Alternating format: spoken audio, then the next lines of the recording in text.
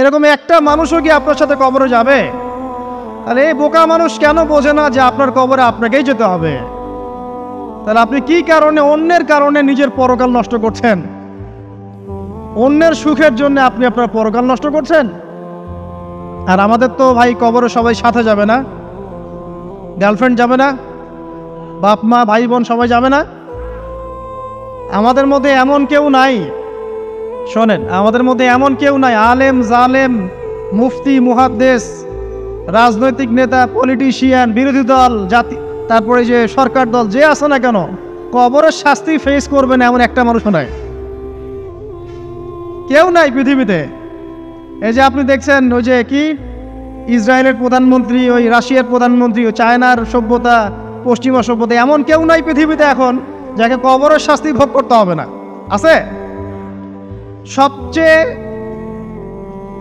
লঘু শাস্তি মানে লঘু চাপ, এটা বলতে গেলে আসলে আমি ভাষা হারায় ফেলি, তারপরে বলছি আল্লাহ পাক আমাদের সবাইকে হেফাজত করুন, আমিন। একজন সাহাবীর নাম সাদ বিন মুয়াজ। কি নাম? নবী করিম সাল্লাল্লাহু আলাইহি ওয়াসাল্লামের সাথে একদম ডান হাত হয়ে যুদ্ধ করেছেন দীর্ঘদিন। বদর তিনি বীর সেনা, উহুদের বীর সেনা, ঠিক আছে, খন্দকের যুদ্ধেও বীর বিক্রমে যুদ্ধ করেছেন। তিনি আনসার সাহাবী, একদম মদিনার নেতা সাহাবী। সব সাহাবী কিন্তু একরকম নন, কেউ ছিলেন নেতৃস্থানীয় সাহাবী, তিনি ছিলেন একজন নেতৃস্থানীয় সাহাবী, ঠিক আছে। সাদ বিন মুয়াজ, নবী করিম সাল্লাল্লাহু আলাইহি ওয়াসাল্লাম এত ভালোবাসতেন তাকে, এত ভালোবাসতেন যে তাকে নিজের মনে করতেন যে সাদ বিন মুয়াজ আনসাররা আমার নিজের। চারটাখানি কথা। এই সাহাবীর খন্দকের যুদ্ধে এই যে হাতের এই দিকে, সম্ভবত হাতের এই রগের মধ্যে একটা তীর এসে লাগে এখানে, এবং তীরটা তিনি বের করতে গিয়ে রক্তটা ছিঁড়ে যায়। এরপর ফিনকি দিয়ে রক্ত বের হওয়া শুরু হয়। চিকিৎসা করে করে রক্ত বন্ধ করা যায় নাই, এবং এই রক্তের প্রবাহিত রক্তেই আল্লাহর ইচ্ছায় তিনি শাহাদাত বরণ করেন, তিনি ইন্তেকাল করেন। নবী করিম সাল্লাল্লাহু আলাইহি ওয়াসাল্লাম প্রচণ্ড ব্যথিত হন, মানে মনটা তার খুব নরম হয়ে যায় সাদ বিন মুয়াজ রাদিয়াল্লাহু আনহুর জন্য। তো এই সাহাবীর যখন জানাজার নামাজ পড়ানো হচ্ছে, নবীজি বলছেন 70,000 ফেরেশতা তার নামাজে অংশ নিয়েছে। আর এই সাহাবীকে যখন কবরে শোয়ানো হয়েছে, নবী করিম সাল্লাল্লাহু আলাইহি ওয়াসাল্লাম পরে জানিয়েছেন কবরের যে মৃদু চাপ, সাদ বিন মুয়াজ রাদিয়াল্লাহু আনহুর কবরেও সেই মৃদু চাপ দেয়া হয়েছে। আমি কি বুঝাতে পারলাম ভাই? আমাদের কোনো দাম আছে এখনকার পলিটিশিয়ানদের কোনো দাম আছে? এখনকার সমাজ নেতার কোনো দাম আছে? এখনকার সুদখোরদের কোনো দাম আছে? এই ঘুষখোর দুর্নীতিবাজদের কোনো দাম আছে? আমরা যারা কাঠমোল্লা হয়ে আছি আমাদের কোনো দাম আছে? সাদ বিন মুয়াজ রাদিয়াল্লাহু আনহু যদি কবরের শাস্তি তাকে না ছাড়ে, প্রশ্ন উত্তর পর্ব তাকে না ছাড়ে, আমরা পার পাবো? নবী করিম সাল্লাল্লাহু আলাইহি ওয়াসাল্লাম বলছেন সূরা মুলক তেলাওয়াত করো রাতের বেলা, ইনশাআল্লাহ সূরা মুলকের তেলাওয়াত কবরের আযাব থেকে তোমাকে বাঁচান। আর আমাদের তো ভাই কবরে সবাই সাথে যাবে না, গার্লফ্রেন্ড যাবে না, বাপ মা ভাই বোন সবাই যাবে না। একজন ব্যক্তি সুদ খাচ্ছে, জিজ্ঞাসা করে দেখেন কেন খায়, বলবে তার সন্তানের জন্য খায়, তার বউয়ের জন্য খায়, তার মা বাবাকে দেখতে হবে তাই খায়, তাই না? একজন ব্যক্তি ঘুষ খায়, বলবে আমার পরিবারের জন্য খাই। একজন দুর্নীতি করছে, পুকুর চুরি করছে, বলবে দুর্নীতি করছে আমার পরিবারের জন্য খাই, পরিবার ভালো থাকবে। সবার একই এক্সকিউজ যে পরিবার যেন ভালো থাকে, আমার সন্তানরা যেন ভালো থাকে, আগামী প্রজন্মের জন্য কিছু রেখে যেতে পারি, তাই না? এরকম একটা মানুষও কি আপনার সাথে কবরে যাবে? আর এই বোকা মানুষ কেন বোঝে না যে আপনার কবরে আপনাকেই যেতে হবে? তাহলে আপনি কি কারণে, অন্যের কারণে নিজের পরকাল নষ্ট করছেন? অন্যের সুখের জন্য আপনি আপনার পরকাল নষ্ট করছেন। সুদ খাচ্ছেন, দিব্যি মায়ের সাথে জেনা করছেন। আপনাদের এলাকায় নাকি সুদের সমস্যা অনেক বেশি। কয়েকটা হাদিস বলে দেই, আমি ওদেরকে আক্রমণ করতে আসি নাই, আমি শুধু তাদেরকে 3টে হাদিস শোনাতে এসেছি। 1 নম্বর হাদিস শোনেন। আল্লাহর নবী মুহাম্মদ সাল্লাল্লাহু আলাইহি ওয়াসাল্লাম বলেছেন সুদের পাপের 73টা শাখা আছে। কয়টা? কোন হাদিসে 70টাও আছে, কোন হাদিসে 73টা আছে। বলছেন যে সবচেয়ে নিচের শাখাটা হচ্ছে, সুদের পাপের সবচেয়ে নিচের শাখা হচ্ছে যে যেন কোনো ব্যক্তি তার মাকে রেপ করলো, তার মাকে ধর্ষণ করলো। 1 দিরহাম যে ব্যক্তি সুদ খায়, সহিহ বুখারীতে আরেকটা হাদিস এসেছে, সে যেন 36টা মেয়েকে ধর্ষণ করলো। আর আমি একটা কথা বানায় বলছি না, যদি বিশ্বাস না হয় কওমি মাদ্রাসা আছে, আলেম ওলামা আছে, গিয়ে বুখারী খুলতে বলেন, পড়তে বলেন, খালি একবার পড়তে বলেন, দেখেন যদি না থাকে তাহলে আমাকে এর সাথে থাপ্পড় দিয়ে দেয়। যদি না থাকে হাদিস এটা, তাহলে আমার গালে একটা থাপ্পড় দিয়ে যায়। আর যদি থাকে তাহলে আল্লাহর রাস্তায় সুদ খাওয়া ছেড়ে দেন। কোনটা করবেন? চ্যালেঞ্জ করবেন? নবীজি বলেছেন 1টা দিরহাম যে ব্যক্তি সুদ খায়, দিরহাম মানে কি? রৌপ্য মুদ্রা। এটা এখন দেখতে পারবেন না, জাদুঘরে আছে। এই জাদুবিদ্যা সত্য। এবং এখনকার অনেক ভণ্ড যে কবিরাজগুলো বের হয়েছে, এরা জিনকে তাবে করে নিয়ে এই জিনদের মধ্য দিয়ে মানুষের মধ্যে জাদু ছড়িয়ে দিয়েছে, এবং এর ফলশ্রুতিতে বহু পরিবার ধ্বংস হয়ে যাচ্ছে। এই জাদুবিদ্যা সত্য।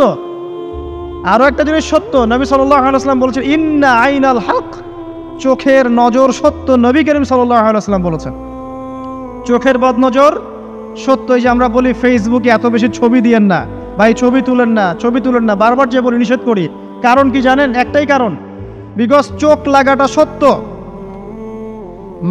মানুষের চোখ লাগে, এই কথা শুনলে অনেক মজুমদাররা হাসবে, হাসবে না? কথা বুঝতে পারেন নাই? কিন্তু এটা সত্য, কারণ নবী করিম সাল্লাল্লাহু আলাইহি ওয়াসাল্লাম যা বলেছেন, সাদাকাল্লাহু ওয়া সাদাকা রাসূলুহুল কারীম। নবী যা বলেছেন, আল্লাহ যা বলেছেন, চিরায়ত সত্য। এর বাইরে কোনো সত্য আছে?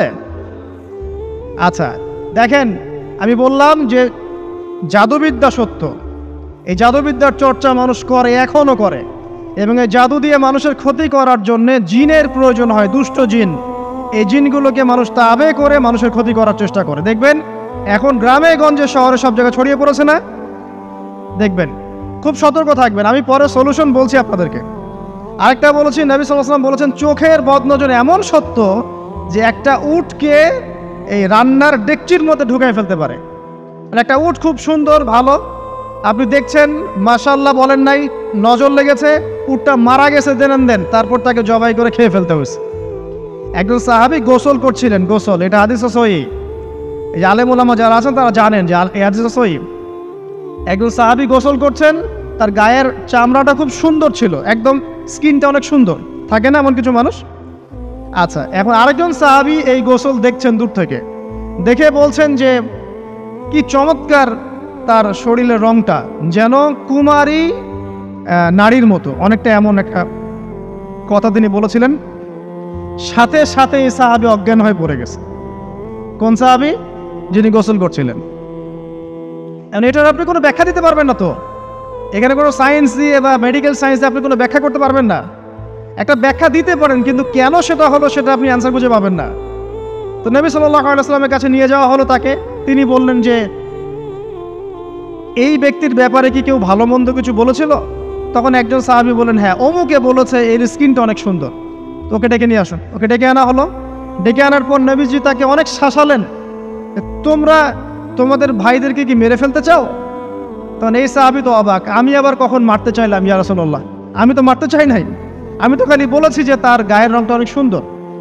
তখন তিনি বললেন, কেন তুমি সুবহানাল্লাহ বললে না? কেন তুমি মাশাআল্লাহ বললে না? যখন মাশাআল্লাহ বলবেন, সুবহানাল্লাহ বলবেন, নজরটা লাগবে না। আর যখন আপনি মাশাআল্লাহ বলবেন না, সুবহানাল্লাহ বলবেন না, দেখবেন নজর লেগে গেছে। আপনি বিশ্বাস করেন ব্যবসা খুব ভালো চলছে, মানুষ বলল যে বাহ, তোর তো ব্যবসা হেভি, লালে লাল শাহজালাল, ঠিক আছে, দেখবেন আপনার কেনা বেচা বন্ধ হয়ে গেছে। এরকম হবে, আমার কথাটা বিশ্বাস করেন। এটা কিন্তু সায়েন্স প্রমাণ করতে পারবেন না, আল্লাহ এবং তার রাসূল বলেছেন, তার উপরে কোনো সত্য নেই। আছে সূরা কাহফ 29 নম্বর আয়াত পড়ে দেখেন, আল্লাহ পাক বলছেন ওয়াকুলিল হাক্কু মির রাব্বিকুম, সত্য সেটাই যা তোমার রবের পক্ষ থেকে আসে। ফামান শাআ ফালইউমিন, যার ইচ্ছা হয় বিশ্বাস করুক, ওয়ামান শাআ ফালইয়াকফুর, যার ইচ্ছা হয় সে অস্বীকার করুক। এই কারণে আমরা বলি ফেসবুকে এত বেশি ছবি দেওয়া, এই আই ওয়াশ করা, এই যে শোডাউন করা, হ্যাঁ, ইসলামের কিছু কাজ করলেন একদম মানুষকে না দেখাইতে পারলে ঘুম হচ্ছে না, এগুলো বন্ধ করেন, এগুলো বন্ধ করে দেন আল্লাহর ওয়াস্তে। অফলাইনে কাজ করেন, নিজেকে গোপন করার চেষ্টা করেন। যত বেশি মানুষের কাছে নিজেকে এক্সপোজ করবেন, কাজের বরকত কমে যাবে, কাজের বরকত কমে যাবে, চোখ লাগবে, নজর লাগবে। এবং চোখ লাগা বদ নজরে বহু আলেম আস্তে আস্তে মাঠ থেকে মাইনাস হয়ে গেছে না? যায় নাই? এখন কি আলেমদের সংখ্যা বেশি না কম? যত দিন যাবে আলেমের সংখ্যা আরও কমে যাবে। নবীজি বলেছেন আলেমদের সংখ্যা কমতে থাকবে, মানুষ জাহেলদেরকে আলেম বানিয়ে নেবে। তো প্রিয় ভাইরা, জাদুবিদ্যা সত্য, চোখের বদনজর সত্য, রাতের এই অনিষ্টগুলো সত্য, রাতের বেলা অনেক ক্ষতি আছে। এই জন্য নবীজি বলছেন বাচ্চাদেরকে বাইরে বের করো না, এবং তোমরাও রাত যখন গভীর হবে তখন এদিক ওদিক ঘোরাফেরা করো না। দেখবেন রাত যত গভীর হয় আমাদের শহরগুলো তত জীবিত হয়, তাই না? তাই না? রাত যত গভীর হচ্ছে শহর তত জীবিত হয়। চায়ের দোকানে আড্ডা বেশি, ওই সিনেমা দেখছে, টিভি দেখছে, ক্যারাম খেলছে, লুডো খেলছে। ঘুম নাই। ঘুম কখন? ফজরের আগে আগে। ফজরের নামাজ কিন্তু নাই, ফজরের ঠিক আগে আগে আবার ওই যে জোহরের নামাজের সঙ্গে উঠতেছে। এখন আমাকে বলেন, এরকম জেনারেশনকে দিয়ে কি আসলে ইসলামের কোনো খেদমত হবে? আচ্ছা, নবীজি রাতের বেলা আর্লি ঘুমাতেন। আল্লাহ পাক আমাদের সবাইকে তাড়াতাড়ি ঘুমানোর তৌফিক দান করুন। হ্যাঁ, আপনি ইলম চর্চা করলে রাত জেগে থাকতে পারেন, আপনি যদি জ্ঞান চর্চা করেন রাত জাগতে পারেন, আপনি কোনো গবেষণা করছেন, নামাজ পড়ছেন বা কোরআন হিফজ করছেন, আপনি রাতের আর্লি উঠবেন, এটা আলাদা বিষয়। কিন্তু কমনভাবে আমাদের এই যে ফেসবুক, ইউটিউবিং ইত্যাদিতে আমরা লিপ্ত থাকি, সারা রাতটা কাটাই আড্ডাবাজি করে, এগুলো বন্ধ করতে হবে। এগুলো বন্ধ না করলে ফিজিক্যালি আমরা সুস্বাস্থ্যের অধিকারী হতে পারবো না। সারা দিনটা আমাদের একটা অলসতার ভাবে যাবে এবং দিনের বেলা কাজগুলো ব্যাহত হবে। এতে করে আমাদের উম্মার এই পুরো বড় যে তরুণ প্রজন্ম আছে এদেরকে আপনি সম্পদে পরিণত করতে পারবেন না। তাই এই সিস্টেমটা চেঞ্জ করা দরকার। নবীজি রাতের বেলা এই সূরা বাকারার শেষে 3টা আয়াত তেলাওয়াত করতেন। আমরা করবো ইনশাআল্লাহ। আরেকটা আমল বলে দেই, নবী করিম সাল্লাল্লাহু আলাইহি ওয়াসাল্লাম রাতের বেলা সূরা মুলক তেলাওয়াত করতেন। কোন সূরা? এটা কোন সূরা? তাবারাকাল্লাযী বিয়াদিহিল মুলক। কয়টা আয়াত আছে? 30টা আয়াত আছে। নবীজি বলেছেন সাল্লাল্লাহু আলাইহি ওয়াসাল্লাম যে এই সূরা আপনাকে কবরের আযাব থেকে বাঁচাবে। কবরের আযাব থেকে তো ভাই বাঁচা খুব সহজ নাকি? আমাদের মধ্যে এমন কেউ নাই, শোনেন, আমাদের মধ্যে এমন কেউ নাই, আলেম জালেম, মুফতি মুহাদ্দিস, রাজনৈতিক নেতা, পলিটিশিয়ান, বিরোধী দল, জাতি, তারপরে যে সরকার দল, যে আছে না কেন, কবরের শাস্তি ফেস করবে না এমন একটা মানুষ নাই, কেউ নাই পৃথিবীতে। এই যে আপনি দেখছেন ওই যে কি ইসরায়েলের প্রধানমন্ত্রী, ওই রাশিয়ার প্রধানমন্ত্রী, ওই চায়নার সভ্যতা, পশ্চিমা সভ্যতা, এমন কেউ নাই পৃথিবীতে এখন যাকে কবরের শাস্তি ভোগ করতে হবে না। আছে? সবচেয়ে লঘু শাস্তি লঘু চাপ, এটা বলতে গেলে আসলে আমি ভাষা হারায় ফেলি। তারপরে বলছি আল্লাহ পাক আমাদের সবাইকে হেফাজত করুন, আমিন। একজন সাহাবীর নাম সাদ বিন মুয়াজ। কি নাম? নবী করিম সাল্লাল্লাহু আলাইহি ওয়াসাল্লামের সাথে একদম ডান হাত হয়ে যুদ্ধ করেছেন দীর্ঘদিন।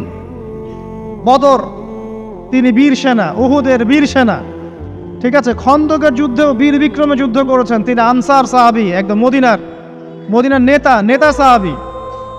সব সাহাবী কিন্তু একরকম নন। কেউ ছিলেন নেতৃস্থানীয় সাহাবী, তিনি ছিলেন একজন নেতৃস্থানীয় সাহাবী, ঠিক আছে।